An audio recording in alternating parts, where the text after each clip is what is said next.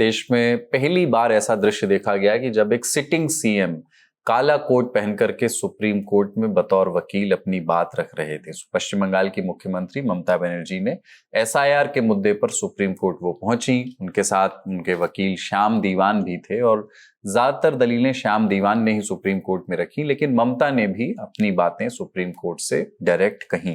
प्रदेश में अप्रैल में चुनाव होने हैं, बहुत कम समय बचा है, तो राजनीतिक अर्थ क्या है इसका, इस विषय पर बात करने के लिए हमारे साथ मोनिदीपा बनर्जी जी हैं। सीनियर जर्नलिस्ट हैं आप कोलकाता में, लंबे समय से राजनीति देख समझ रही हैं। स्वागत है मोनिदीपा मैम, कैसी हैं आप? थैंक यू जी, मैं तो ठीक हूँ, बस इलेक्शन की गर्मी अब बढ़ रही है पश्चिम बंगाल में।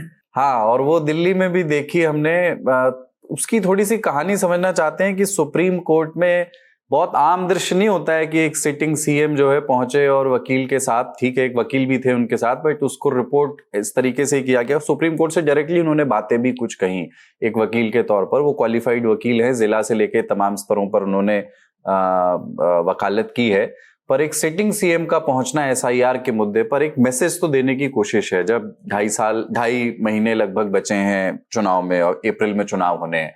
लेकिन मैं थोड़ा ये समझना चाहता हूं कि ये अंदर की कहानी, इसका जो स्ट्रेटेजिक डिसीजन है, what made her decide this कि मैं ऐसा करूंगी, मैं सुप्रीम कोर्ट में जाऊंगी और खुद इस केस को परस्यू करूंगी, मैं उन 12 लोगों को लेकर जाऊंगी जो एसआईआर में जिनके नाम गलत तरीके से काटे गए। ये जो डिसीजन है ये कब लिया गया, कैसे लिया गया, और क्या इस ऑप्टिक्स को समझते हुए लिया गया कि मीडिया कवरेज भी इसको ज्यादा मिलेगा? जी जरूर, नो क्वेश्चन की मीडिया कवरेज की बात बहुत ही इम्पोर्टेंट थी, बट शायद इससे ज्यादा इम्पोर्टेंट था the factual situation on the ground, जिससे आप डिसएग्री नहीं कर पाएंगे, एंड दैट इज एसआईआर के कारण बहुत ही हैरानी हो रही है साधारण लोगों को।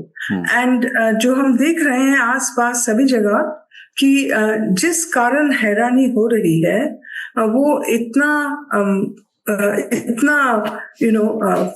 सिंपल सोल्यूशन है उसका, और कि कोई मतलब ही नहीं होता है कि लोगों को इतना हरास किया जाए। जो इशू है ना, the one about logical discrepancy, ये अगर आप सोचे तो ये बहुत ही बहुत ही स्ट्रेंज सिचुएशन है, लॉजिकल और फिर डिस्क्रिपेंसी।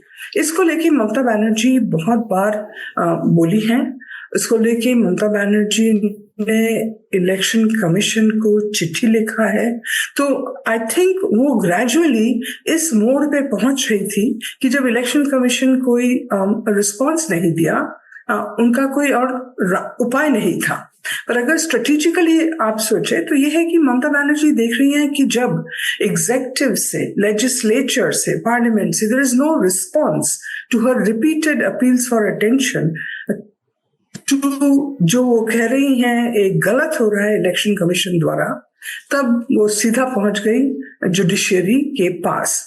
ये एक बहुत इंटरेस्टिंग फिनोमेनन है, ऐसा हमने कभी नहीं देखा। जितना दूर मुझे रिसर्च करके पता चला, सुप्रीम कोर्ट में एक मुख्यमंत्री, सिटिंग मुख्यमंत्री जाके अपना केस पेश करे, not as the lawyer but as the petitioner, तो इसको ये कभी नहीं हुआ है। ममता बनर्जी पिछले उनके करियर में 2-3 बार गई हैं कोर्ट में legally as a lawyer, but supreme court तक पहुंचना definitely this is a first in the country, कभी नहीं हुआ है। ममता बनर्जी को इस बात का इम्पैक्ट जो होगा अपने कॉन्स्टिट्यूएंसी में, पश्चिम बंगाल में, वो जो दृश्य हमने देखा, सफेद साड़ी, काला शॉल, लॉयर जैसा लग रही थी, वहां जाके सुप्रीम कोर्ट से सीधा बात करे, इसका जो अपने कॉन्स्टिट्यूएंसी, कोर कॉन्स्टिट्यूएंसी पश्चिम बंगाल में, इसका जो इम्पैक्ट होगा ममता बनर्जी को बहुत ही अच्छी तरह समझ में आया और उन्होंने ये स्टेप लिया।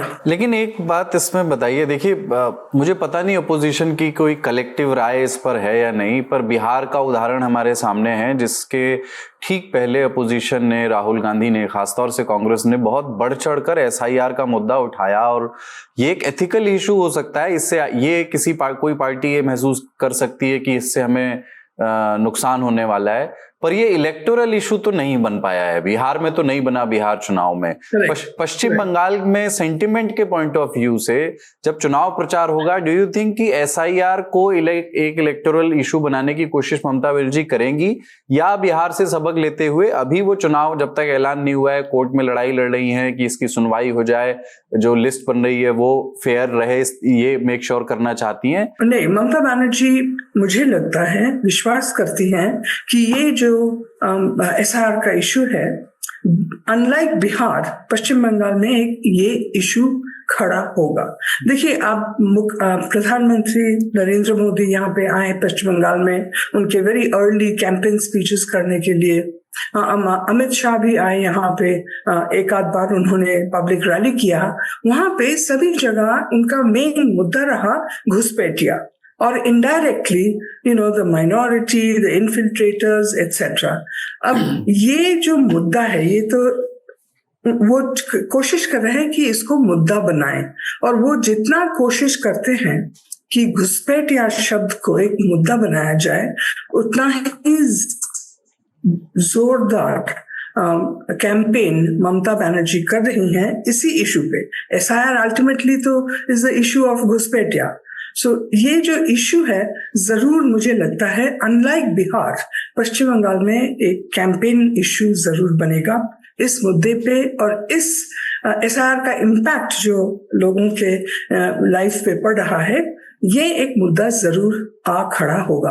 आफ्टर ऑल, बड़ा जो अगर बिग पिक्चर आप देखें, ममता बनर्जी शुरू से ही, और ये पहली बार नहीं, पिछले इलेक्शनों में भी उन्होंने ये बंगाली अस्मिता, बंगालियों का जो अस्मिता, सेंटर के द्वारा बंगाली अस्मिता पर अटैक होना, ये तो मुद्दा उन्होंने बनाया है पिछले 2-3 बार, और विथ ग्रेट सक्सेस। इस बार भी ममता बनर्जी ऐसे पोजीशन कर रही है ये एसआईआर इशू को, जो बिहार में नहीं हुआ, यहाँ पे होगा, वो जरूर एक इलेक्टोरल मुद्दा यहाँ पे बनेगा। तो मैम, यही कि ममता बनर्जी का जो 15 साल आप मुख्यमंत्री बने हुए हो गए, और इस बार अलग तरह की एंटी इनकम्बेंसी का सामना वो कर रही होंगी, पिछली बार भी करी रही, इस तरह की बात थी कि कर रही होंगी, लेकिन इस बार भारतीय जनता पार्टी 3 से 77 पर आ गई है।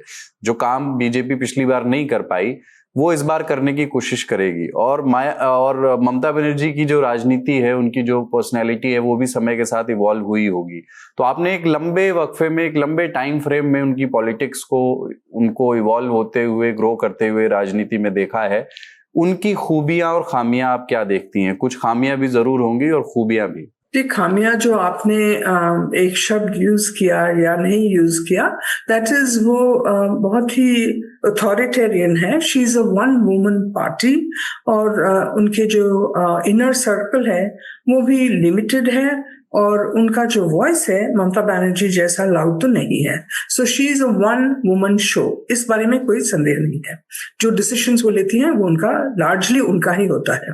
दूसरा है कि उनका जो पॉलिटिकल एक्यूमेन जो है, वो 1984 से, जब वो सोमनाथ चैटर्जी को हराई in a parliamentary poll Jadavpur constituency से कोलकाता में, it was a shock victory.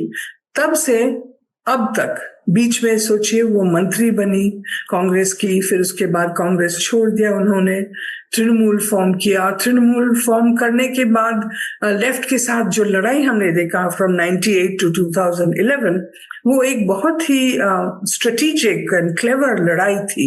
There is no question. कैसे उन्होंने सिंगूर पे कैपिटलाइज किया, नंदीग्राम पे कैपिटलाइज किया, there is no question about her political acumen.